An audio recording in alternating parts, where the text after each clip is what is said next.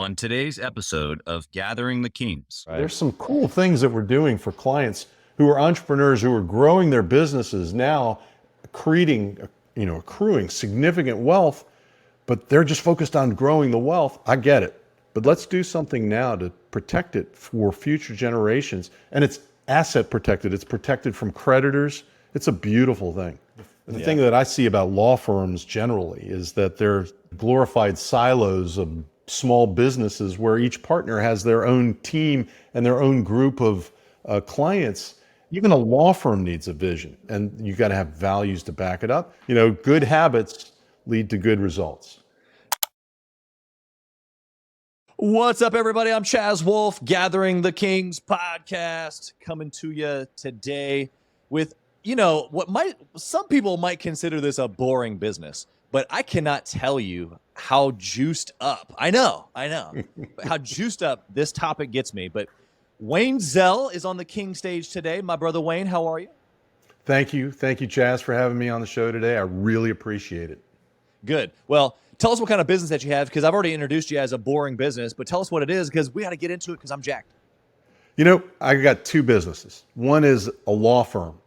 That's boring, but it's not really boring because it's really exciting, some of the things we do for our clients. Yeah. And then I also have a business that is an exit planning business. The law firm is called Zell Law, zelllaw.com with 3 L's in the middle. And Aspire to Exit is our new exit planning business, which spun out from the creation of my book, Your Multimillion-Dollar Exit. So I'm real excited about that as well. Yeah, well, we're going to have to figure out what's in the book here and tell us where we can get it here shortly. But the boring piece about what you do that's so exciting to me is that I am so excited about my legacy. And not like Chaz Wolfe, like my name. Like I couldn't care less about that. I'll be forgotten here soon.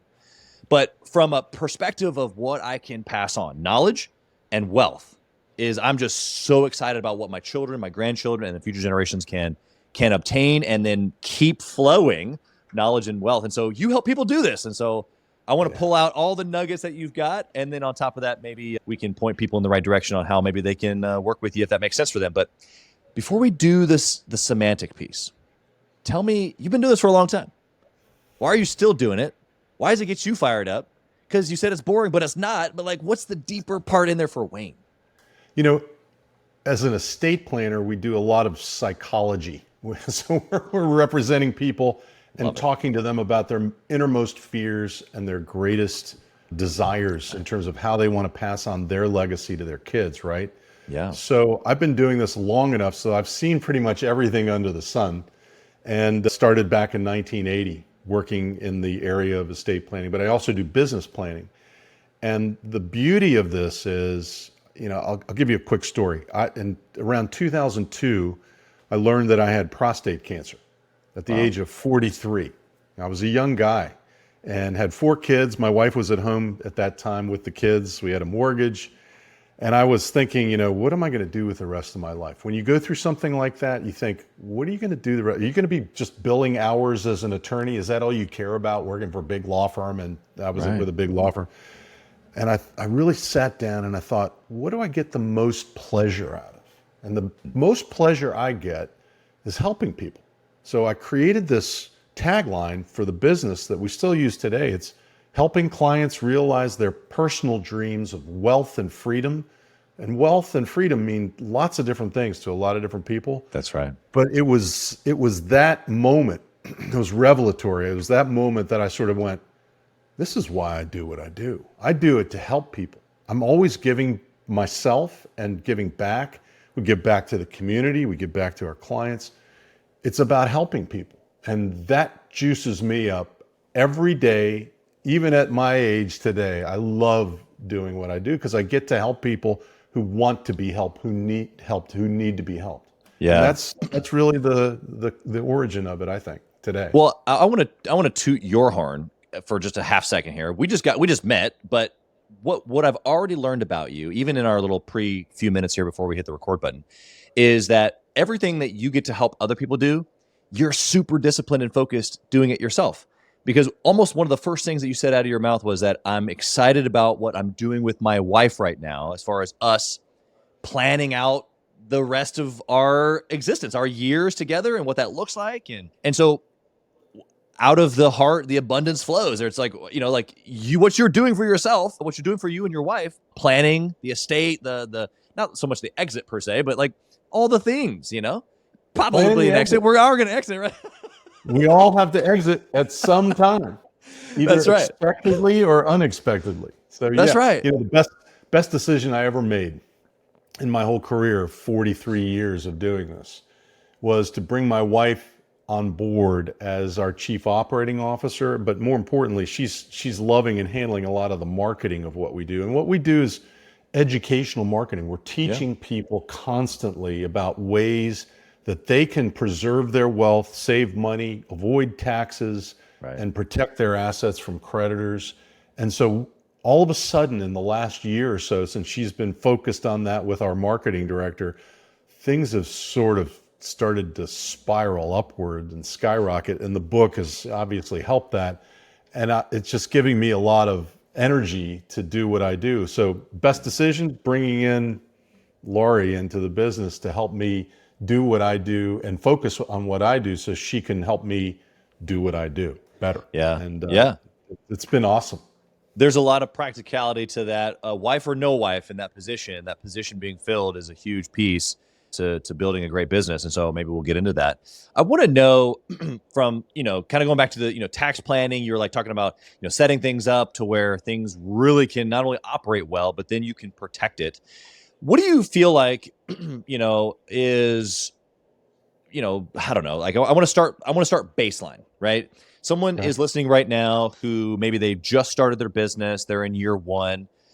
We've got people that listen that do hundreds of millions. And so we're going to get to that here in a second. But for the guy or gal listening right now, that's super baseline and they just started the LLC, they're in their first year, they're under 500,000.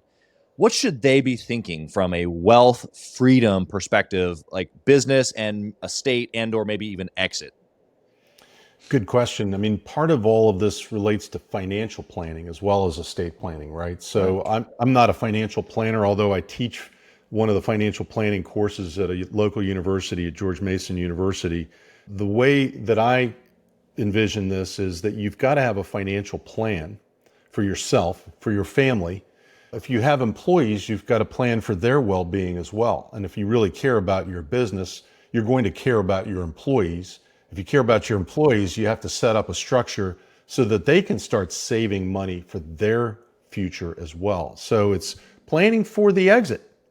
You always have to start at the beginning to plan for the exit. Stephen Covey said it in his book, 7 Ways.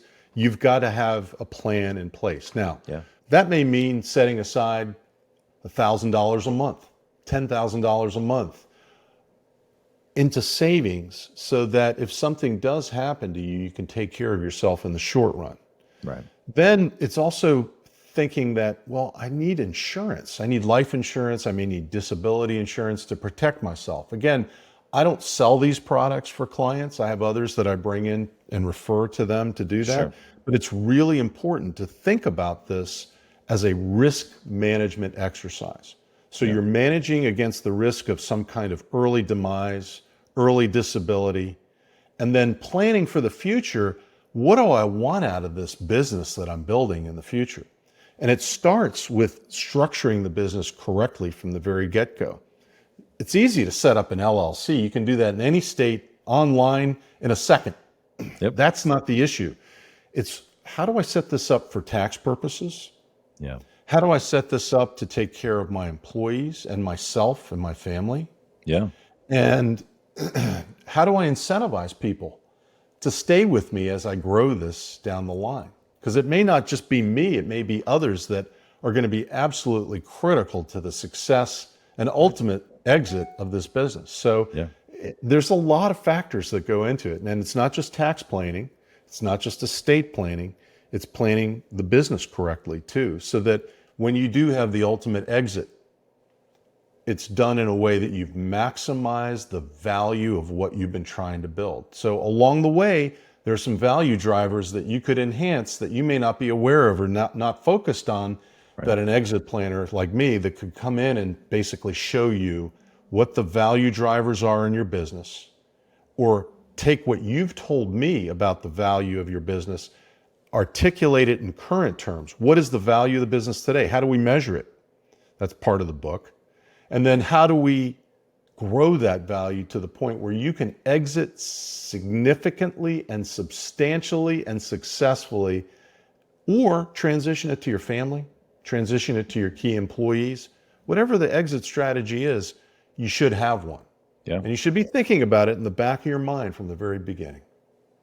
How does one do that? I mean, I love this exercise of starting with the end in mind and working backwards, this reverse engineer effect, but it's also a skill set. It's like, this is real. Like, you have to be able to go there and then work backwards. And so for some, that's not as natural for them.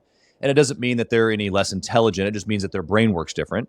And so what's the easiest way to sit for a second, think about the end in mind, and then work backwards, like what you're talking about? For the guy or gal listening right now that's still kind of in the phase of like, oh, I'm just getting this thing, I don't even know what it's going to be. How do I even know? You know what I mean? You know, I'll give you another quick story. My son-in-law is starting up a business, and he's got a vision. It's going to happen. You can tell that he's going to be successful.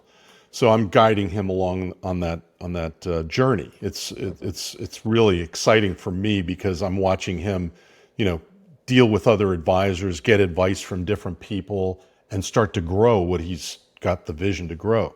Yeah. But I'm also helping him in the short run to focus on the things that he may not have thought about, because he's focusing on growing this business to make it a multi-million-dollar business and sell it. You also have to focus on your family. You got to make sure that you've got protection today. Yeah. So part of it is involving a financial planner or some type of financial plan, so that if something happens to you now, you've got a flow of assets and income that can take care of your family if you can't do it yourself. So there's the unexpected, and then how do I grow this successfully over time? What are the components that I need to grow this business successfully? And how do I exit at the maximum value if I want to exit? Or how do I make this into a legacy business where I could generate cash flow for my family, even into retirement and beyond? So if something happens to me, the family still owns there's a lot of family-owned businesses in the country that do survive. Most don't. From one generation to the next, the statistic is 75% will fail after the first generation. After the second generation, another 50%. So you're down to like 10 to 12%. And it just goes on from there. So how do you plan so that it can succeed? And instead of working in the business all the time, you should be setting aside time periodically with your advisor to work on the business. And part of that advisory team is a financial planner, maybe your CPA that is going to help you with the income tax planning that you need to have on an annual basis, and how do I minimize those taxes legally and effectively going forward. You need an estate planner involved. You need a business planner involved, or a business exit planner involved, especially if you are starting to focus on the exit. But you should be focused on the exit from the beginning, and talking to other people that might be able to help you in your business, HR executives, recruiters, valuation people, financial people that have expertise in growing, building, and selling businesses. Your banker, you got to have a relationship with them. You should be building relationships with all these different disciplines so that you have a team, a rock star team available to you to help you sell or transition the business in the way that you want to later on. Yeah, I think you built up this, awesome monstrosity of information that you just gave to us as far as like the path, which I love. But you started with your son-in-law saying he had a vision. So I want you to talk about that just for a half second, because you're right. That is the first thing. And we're absolutely in agreement on that.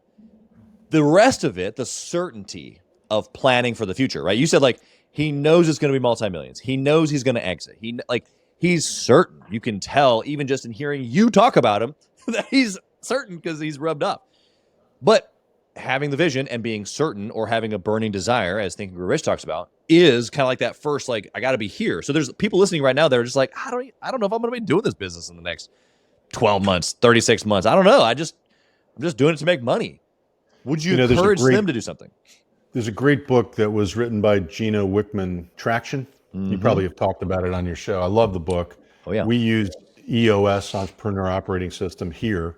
And, I've worked in, gosh, almost a dozen different firms over my career, moving around, looking for the right place. And what I realized was the best place was here with me, because I had a vision of what I wanted to do. Yeah. And I have a vision, and I'm executing on it finally. And the vision is to grow something that is going to be there for our clients after I'm gone, so that there are like-minded individuals servicing those clients, taking care of them, making sure their needs are being met, their legacies are being passed on. So you got to have a vision, and the vision sort of dovetails with having an exit plan. Right. You got to have a vision to have an exit plan. And then you have to have values that you're inculcating into your business. Every business needs that. The thing that I see about law firms generally is that they're glorified silos of small businesses where each partner has their own team and their own group of clients. And in late years, the big firms just basically move one group of lawyers to another firm, back to another. There's a lot of lack of vision as to where these firms are going. Well, Sure. Yeah. even a law firm needs a vision. Our exit planning firm has a vision, and you got to have values to back it up. And then from the values and the vision flow your goals, your business goals. Do I want to sell this business in 10 years? If I do, what do I need to get there, and at what value? And then backing it up into a strategy that is annual, maybe over 3 years, and then quarterly, and then monthly, and weekly, and daily. What are the things that I need to do on an ongoing basis to build the value that I want at the end of that 10-year period? Yeah. That, I thought it was the best articulation of that strategy was in the Traction book, but I've seen it in a lot of different books. Oh yeah. Good to Great. There's a lot of great books out there. Yeah. But you've got to incorporate that into your daily living and how you approach every day. Making your bed is one of the first things you should be doing every day. Good habits lead to good results. That's right. You just spun off on exactly where I was going to bring you back to, because all of the planning, I mean, I love the language. Like, I'm all in. I would plan all day long every day if I could, because I love being in that space. It's so creative and so energizing for me. But at the same time, so we use a company called Working Genius as well. And so in that, I'm high ideation skill set, where it's invention, but then I'm all the way down to the bottom, tenacity as well. It's like, no, let's plan, but then time to go. Let's get it done. Let's achieve things. And so everything that you just said is like, hey, we can talk about it, and that's cool and that feels good. But then what are we doing today, tomorrow, this week, this month, this quarter, this year? Because that's actually how then things get done, is the discipline that you mentioned just 5 or 10 minutes ago. You're like, it really comes down to the discipline of exit planning, right? Or estate planning. Well, it's funny. When I was early in college, I was driving home with my dad from school, and he asked me what I was going to major in. And I said, well, I'm thinking music and drama, because I used to do shows and sing a lot and wrote a lot of music, and that was my passion, right? Yeah. Still is my passion. And he was quiet for a second, and he said, well, so how are you going to pay for school? I said, what do you mean? How am I going to pay for school? Good question, Dad. How are you going to pay for school? Why do you ask that? He said, because I'm not going to be able to subsidize you to go into a profession where, maybe 1% of the people succeed.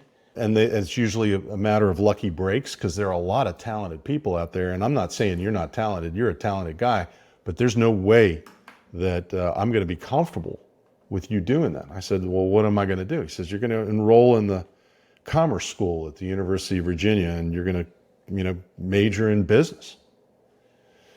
I was like, man, I'm a right-brained person. I'm creative. I'm the visionary. I think out of the box, and he wants me to study accounting? Are you serious? And so initially, very tough. Yeah. Same thing happened after I got out of school. I majored in accounting, did very well, but it was a struggle at first, because I had to take the right brain and calm it down and start focusing on the left brain where it's details, analytics. Yeah. I went to law school after I worked as a CPA, tax lawyer, tax accountant for a couple of years because I felt like I needed some better skills in analyzing and writing. I got to law school and I was like, oh man, these are all English and history majors and they all know how to write. I didn't really know how to write except creatively, creative poetry, music, things like that. I learned how to write, well. And I ended up going from not doing so well in my first year in law school to getting an award in my last year in law school for success. And again, it was shifting the right brain preference to the left brain. And to this day, I have to go back and forth from the creativity, providing creative solutions, creative ways to solve problems for clients, to getting into the details to the nth degree to make sure that the clients are absolutely protected in what we're saying in these documents that we create for them. It may sound like legalese to you, but it is really important stuff. Yeah. And so you have to take that importance to the nth degree when you're doing what we do, at least on the legal side. And the same thing for anything else that you do in life. You got to be able to focus on the details to some degree.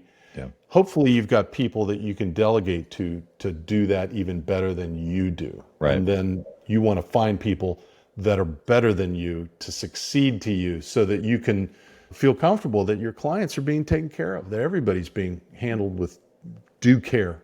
Absolutely. Yeah. The last question I want to ask you here, kind of in this thinking ahead, maybe I'm still a new business owner, is, what you just gave a really, really keen picture in my eye of the importance of this language. And there's a lot of younger business owners, not age-wise, but tenure-wise. I remember being, 10, 12 years ago, starting businesses and going like, okay, fine. Like just the documents, like just the legal stuff, But some of those things have come to pass already where like that document, I needed to use it. And for what it was designed for. It wasn't just like, oh, this is nice, let's refresh. Like it was like, no, like I'm in a situation and I need to reference the actual document. And this is now going to be the way that either things are handled, whether it be in court or not, or whatever. And so the weight of what you just said of these things actually matter. How does that person, again, thinking that they haven't really experienced anything probably too crazy yet, too heavy, too negative, how does that person think ahead? You've already got to give us that, but with the weight of no, like the language matters, it all matters, because there's going to be a time where you go to court, someone sues you, like something happens, like where the importance of it actually matters. That's a good question. My philosophy on representing clients as a lawyer and also as an exit planner is first, keep people out of court. Figure out the best way to keep everybody out of court. Whether it's in an estate planning document or whether it's in a contract that we're drafting for a business. Right. How do we protect the client and keep them protected in the event of a dispute? Yep. And if there is a dispute, and invariably there will be, how do we handle that dispute? How do we manage the dispute in a way that's in the best interest of the client? And so every client's different, and some people are willing to fight it out in court, and they're willing to be ambiguous in their contracts and nebulous in terms of the language, and they instruct us to do that. They don't want a 15-page contract. They want a 2-page contract. Shorten it. Make it 2 pages. And I say, we can't. Just be aware of the risks of doing that. So it's a risk allocation, risk analysis that everybody's got to go through. Yeah. And what's the most important thing? When you're starting up your business, getting contracts, getting business in the door, selling product, however you have to do it. Sometimes you're going to have to sign the vendor's contract that does things that you didn't anticipate when you signed it. Yeah. Like, did you give away the intellectual property that you created in your business? Oh my goodness. Yeah. I have a famous celebrity chef that is a client who signed a contract early on to start up a restaurant. And in that celebrity chef contract, he gave away the intellectual property to all his recipes and all his, intellectual property going forward. We contacted, the other party and said, we're not going to honor that, first of all, but secondly, let's work out a reasonable compromise here in terms of what was originally intended, because this guy was just getting into business and he just signed anything he could because he wanted to get into business right away. Right. You don't need to do that. You need to spend a little bit of money, be penny wise and pound foolish is what happens if you shortcut everything. You That's pull documents off the internet. You have LegalZoom draft the documents for you, or you have somebody that's inexperienced do something for a very low cost because they quoted you a fee that's a fraction of what somebody else would charge. You get what you pay for in this world. And so, the question is, what can you afford within your budget, and how do you protect yourself to the maximum extent? And so I always say and we represent a lot of startups. I've represented thousands of startups over my career. Just be careful when you're starting up the business. If you're doing it with a partner, be careful that you've sort of anticipated what might go wrong down the road. Let's not talk about it too much, but let's plan for that in our original documentation. Yeah. And if a lot of my clients will say, I trust him, he's my best friend, I'm not worried about it. Okay, fine. You've been warned. The things happen between friends as well as people who don't know each other that well when you're combining talents and businesses. Yeah. What if? I know the what ifs. That's what you want, is somebody who can ask what if, to make sure that you're thinking through the issue all the way through before you sort of pull the trigger and sign the contract and sign the agreement and do whatever it is that you've got to do to get this business up and operating as fast as possible. Hey, kings and queens, Chaz, Wolfe. I want to talk to you about something that's super important to me. We put a lot of time and effort, we meaning myself and my team, into this podcast, into the content that goes out every single day. And if you have been getting any sort of value or insight from this, we want it to be able to reach other business owners too. So we would love if you would like, comment, share, leave a review, post, share again, all of the things on social media, on all the different platforms, or even on the podcast mediums of Apple and Spotify. We would love to be able to get our content into more hands, more entrepreneurs, so they can grow their business as quick as possible. Together, we are building a community of like-minded entrepreneurs who are committed to growing their businesses to new heights. So let's do this. Let's help each other. Let's help each other grow. Yeah. So I'm hearing poise in your answer. I'm hearing like just an understanding of timeline, and that yes, you want to hurry up and get it done, but there might be some prudence necessary to just make sure things are good. You don't need to be, go spend a ton, but you need to be aware of that. There are certain things you might just want to make sure that are right. Now, let's fast forward to some of the listeners that, they're doing millions, maybe even hundreds of millions. Give us, because I know you got clients that are doing millions, hundreds of millions, billions, the whole deal. So give us something that they've either, I'm going to go kind of far-fetched here, like something they've never heard before, but something that should be in their estate plan that probably isn't. What's that one juicy piece that's missing? Here's a good one. It's one that's used by a lot of high-level estate planners, and one that I've used and we're using currently. Let's say you're starting up a fund, an investment fund, a hedge fund, and you're doing it legally, and you've got a great advisor who's helping you build this fund, and you're taking in outside money, and the thing is growing. I was, talking to a young guy just a few minutes ago. I think I mentioned that he wants to build a hedge fund.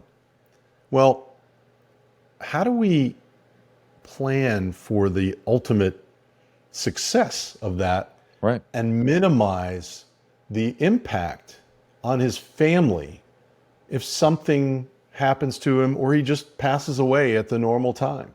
Right. If this thing grows to $250 million and we haven't done any estate planning to that point, right, the family is going to suffer immeasurably, because on death, from a federal perspective, at that level, you're paying a tax at death of 40%. So $100 million of wealth will go immediately out the door to the Internal Revenue Service. Wow. And, as much as I like our government, and I feel that there's a reason for having taxes, that's right, it bothers me when we have to pay that much in taxes to the IRS. Yeah. So we come up with structures. One structure that we use is something known as a derivative strategy. It sounds really complicated. It is kind of complicated, but it's basically, you could sell an option to a trust that you've created for your family that might last for generations, known as a generation skipping transfer tax exempt trust, also known as a dynasty trust. Yeah. Lots of different names for that, depending on how we structure the trust. But you could sell an option to transfer the upside in your business or your investment to the trust. And it costs a fraction of what the actual interest would be worth because it's simply an option, if you know how options work in the real market. And so you're selling it, and the trust has to have enough funding to pay for the option. And sometimes it'll pay a little bit in cash, but mostly give back a note, a promissory note. And this trust might be treated as your trust for income tax purposes, but your family's trust for estate tax purposes. So it's out of your estate. So you're transferring upside into the trust, and you are responsible for paying the taxes on the future wealth accretion. And you're thinking, why would I do that? Because if your wealth is that high, you can burn down the size of your estate in a tax burn. You're paying the income tax for the trust. Yeah. And all the assets inside the trust, including the upside of that option or whatever structure we used, is growing estate and gift tax free outside of your estate at a rate of 40% per generation. Yeah. So each generation that you're skipping, you're saving 40%. And so we've done this for hundreds of clients over the years. And we've got a lot of clients in tow that we're trying to bring in, but they're like, I'm just focused on growing my business. I want to hit $1 billion. Okay, fine. Let's get something out before it goes up to 250 million or even 100 or even 30 million. Let's move something out today into trust for your spouse and your kids that's still outside of both of your estates when you die and may skip generations for generation to generation. Yeah. So the option derivative strategy is one that we've used. Another is transferring an asset by gift using the high exemptions today that everybody has. The exemption from the federal estate tax this year is $12,920,000, and it's going to go up to $13.66 million next year. It drops by half at the end of 2025 due to the sunsetting of all the Trump changes that were made in 2018. So we can use $7 or $8 million of exemption that will never be brought back into your estate, even if it drops back down. Right. So there's some cool things that we're doing for clients who are entrepreneurs who are growing their businesses now, accruing significant wealth, but they're just focused on growing the wealth. I get it, but let's do something now to protect it for future generations. And it's asset protected. It's protected from creditors. It's a beautiful thing. And that's just one of the techniques. Yeah, no, I appreciate the double whammy there. I want to encourage that, even the smaller guys, the $1 million or maybe even smaller. I mean, I was in my 20s when I set up my trust. And I just feel like if you start with the end in mind, what is it going to look like? Now, I think that there's a lot of work that I need to do in order to make it what it needs to be. But there's steps along the way is what I'm trying to encourage maybe the younger tenure guys. And for the guys that are a little older, literally, like age-wise and or just tenure-wise, they're doing just more in business. They've been in business for a while. It's like the opposite. It's like you ran out of time, bro. Like you got to hurry up quick. Reach out to my man here because something could happen and then just gobs and gobs of wealth doesn't transfer to future generations for you. And I know some people aren't motivated by that.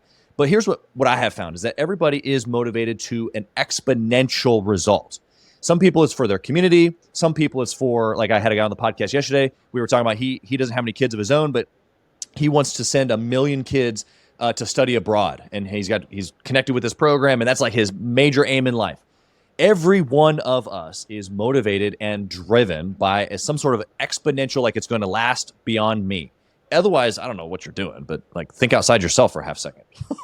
But inside of that, for me, it's legacy. Like my kids, my grandkids, and maybe future generations after that. The Bible says for me, like I need to take care of my kids, my grandkids. So I'm like hyper focused on it. And everything that you're talking about for me is like, yes, let's talk about it because this is how we do it, right? Like this is the practicality of it. Well, you got it. I mean, and I have a similar vision too. My goal is to help 50,000 families over my career. I'm well on my way to that goal, but 50,000 is a lot of people, but it's within reach. And I've got another maybe 10 years left in me and I can do it. So Never know. I've had some folks on the pod here that talk about living to 100, 108.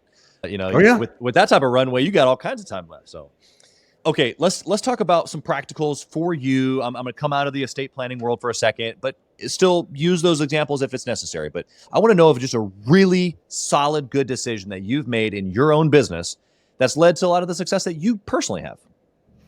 Yeah, I mean, I think I mentioned my wife. Bringing her in was the best Yeah. decision I've ever made. I had always been doing this on my own. I had staff. I had, worked with other lawyers, other people, but she knows me better than anyone. And she's a CPA also. And also she's certified in HR. She's got her SHRM certification.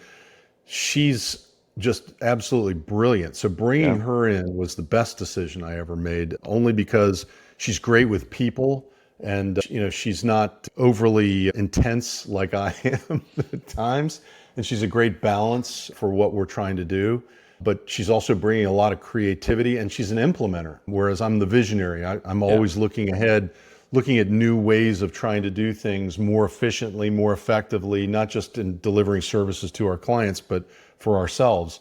And she's the one that said, okay, I can do that. And she figures out the way to do it. And it's like, whoa, not everybody can do that. In fact, very few people can do that and understand how to implement it. So as a law firm, I think we're way ahead of the pack in terms of implementing and using technology, not only to market our services and educate our clients and bring better service to the clients, but just in delivering everything that we promise on a more than timely basis. The last piece there that you said, I gotta sit on that for a second, because the result is we provide 10, 100x the value to our clients. You were doing a good job before. Obviously, you had a good business, but that was the accelerator, the fuel already on just this lit fire that made the explosion happen.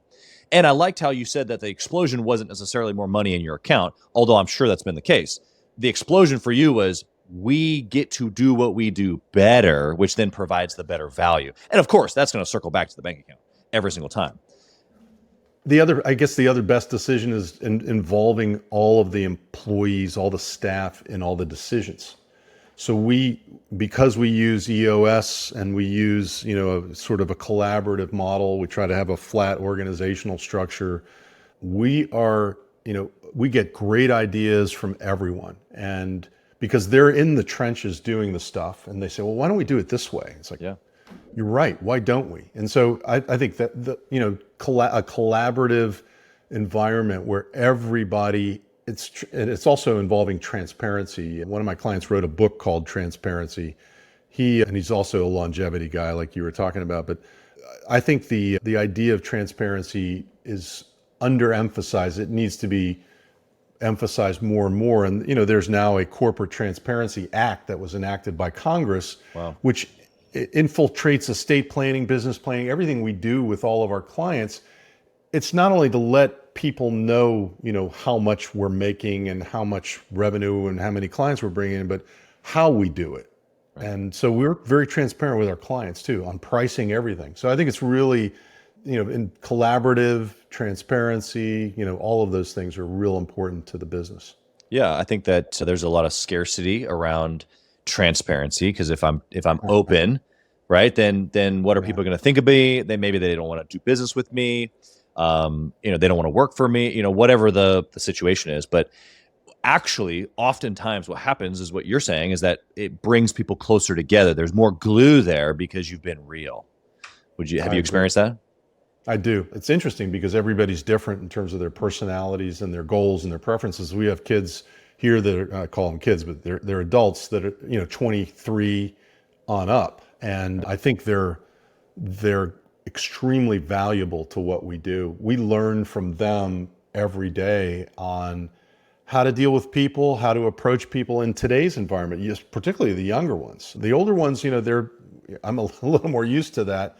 And there's the old school way of thinking, right? And the old school way of handling clients, but there's a younger way of doing things too. And we're learning a tremendous amount. I mean, we use texting in the business, which before was almost ethically impermissible in law firms. You couldn't even advertise as a lawyer before. It's the whole world has changed. Yeah. And I like the idea of being transparent and giving them as much information as they want to help them understand why we're doing stuff. Yeah. And sometimes we make mistakes. So that's the way it goes. We're humans. What about a bad decision? Let's flip the coin. Let's talk about something that you've done where you're just like, I wouldn't do that again, but maybe you're thankful for it. Bad decision. There's does an extreme planner like you make bad decisions? Well, I wasn't really an extreme planner until more recently, probably the last 15 years, that I really started becoming a better planner. Because lawyers don't plan; they just do, right? They just do. Yeah, and so billable hours, like you said. Yeah. So where's my next billable hour coming from? I think a decision we made recently that was not a good decision was to try to outsource some of our marketing for purposes of increasing the volume of clients that were coming in that I wasn't just generating myself or through my own efforts. And so we brought in an outsourced marketing firm. I'm not going to say who it was, but in my mind, while it may have worked for some of their clients, it did not work for us, because we're a very niche practice, as they say. Yeah. We have entrepreneurs who are focused on growing their business. We do estate planning for a lot of different people, not just entrepreneurs, for everyone. But our focus as a business in terms of who we're best able to help are these entrepreneurs, founders, CXOs, people who are very focused on their business and in their business and want to grow it. And so we use our skill set to pivot to either help them with their estate planning or their business planning or their tax planning.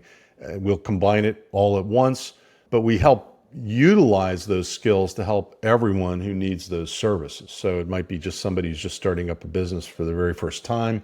How do you form a business? What should I be on the lookout for? I had a guy who was in the Secret Service call me up. He's leaving. He's been in the Secret Service for 30 years, and now he wants to set up a security company. And we talked about it. We helped focus him on exactly what he needs to do, as opposed to him just saying, just go to LegalZoom and set it up on, or go online and set it up online. Yeah. We talked about taxes. We talked about licenses. We talked about location. We talked, all these different things. Yeah, it's good. And I think he really appreciated it. And it was, his comment was, man, this was totally worth the investment of a few dollars to do. Yeah. To have you advise us on that kind of stuff. So bad decision, outsourcing the marketing, we're bringing it all in-house, and it's working really, really, really well. Yeah, I think that there's a lot to be said to that. I think there's a lot of marketing agencies, unfortunately, that are just, ho-humming along, and it doesn't really get great results. In fact, I just recently finished a marketing book by Dan Kennedy. Great marketing mind, almost one of the originals. But he said a lot of times it's not that you want to bring it in house just to I can do it better. It's just that a lot of times you just know your stuff better. That's really what it comes down to. Yeah. This is a guy from a guy who runs an agency. Yeah, you try to fit the square peg into a round hole, it's never going to fit, and that's one of the issues. But there was a book, I can't remember, the guy's name is Marcus something, but he wrote They Ask You Answer. Great book. And it's all about social media, online marketing, and we've used his strategy in the book to really reformulate all of our content I have decades worth of content that is so deep, and we have so much stuff. So we're repurposing it today. Some of it's still valid 20 years later. Oh, yeah. Where we repurpose it in the form of a question and an answer, because people go on the internet asking questions, and they want answers to their questions. That's how I search on the internet. It's like, if I go on Google or wherever, I'm typing in a question. How do I do this? Right. And then up pops a YouTube video or something like that, right? Yeah, so exactly. I think there are things that we constantly are learning how to do things better and how to deliver that content and then bring it to the masses in a way that it attracts more people to us as a business. Yeah. So. Yeah, we could spend a whole podcast on what you're doing there, but I think it's a good to recognize for the listener that, like, hey, first off, you have to have a marketing effort. There's plenty of people listening right now that are just letting business come to them, which is great. That's a great way to start. You got business coming to you. But eventually, in order to have anything sustainable, something beyond you, again, going back to that thinking beyond yourself, you have to have a marketing system and then a team that obviously facilitates it. So I got one last question here for you, Wayne, because we've just gone into such really high quality stuff. I want to switch the gamut on you here. But my last question is, if you had the opportunity to whisper in the younger Wayne's ear, what would you tell that guy? Wow. Well, first thing I'd say is learn how to be patient. Be more patient, number one. Number two, listen more generously and carefully to the people that you're talking with instead of thinking that you know the answer before they give it. And so let them tell you about themselves. Yeah. Let them tell you about their problems and really listen and ask more questions and more questions and more questions in terms of what I do for a living. If I had to do it over again, I think I'd be retired by now probably, but I would have approached things less headstrong, more patient, and with a much more generous listening mind. Yeah, I could not agree more. I love that little deposit of information. Actually, what I heard as you were saying all that was that I heard the older attorney talking to the younger, like, well, we all know the younger attorney. He's sharp, he's arrogant. He doesn't listen to anybody, so he's got shiny shoes and a fast car. It's like, I'm not interested in that. I'm interested in the transparent guy that's going to want to help me, like, genuinely. And so in order to actually want to help me, like all the things that you've said here today, you got to ask great questions. You got to listen. You got to actually care about the human on the other side. Man, such great advice. Wayne, how can we find you? If someone's listening right now and they want to connect with you as an entrepreneur, just follow your content. Or if they're like, no, I got to set up a trust, I got to start thinking about this business planning, this estate planning stuff, how can they find you? 3 ways. One is to go to zelllaw.com for the legal services, ZELLLAW.com. For the book, Your Multimillion-Dollar Exit and Entrepreneur's Business Succession Planner, you can go to waynezell.com, that's my author website, and order it there or on Amazon, of course. And then lastly, for exit planning, to receive the benefit of my knowledge and my expertise as an exit planner, you can go to aspiretoexit.com, which is a new website, and we offer services through that as well. Love it. Well, we'll put all that in the show notes, make it super easy for listeners to connect with you, whether it be the book, an introductory stage, or go all in. I'm like the all in type. So like if I connected with you here today, I'm going all in. I'm hiring you for all the stuff. That's just my style. But I've already told you that personally, we're going to get to know each other because I need guys like you in my life for sure. So I appreciate you being here. I look forward to the relationship that we will build. And I hope that the listeners choose to connect with you as well. But thank you for being here. Blessings to your family and all the things that you are touching here in 2023. Chaz, thank you so much for having me as a guest on the show, and I really appreciate being here today.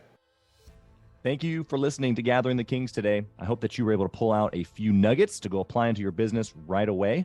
More importantly, though, I hope that you're realizing that it takes more to be successful than just being by yourself, doing it all on your own, carrying the weight all by yourself.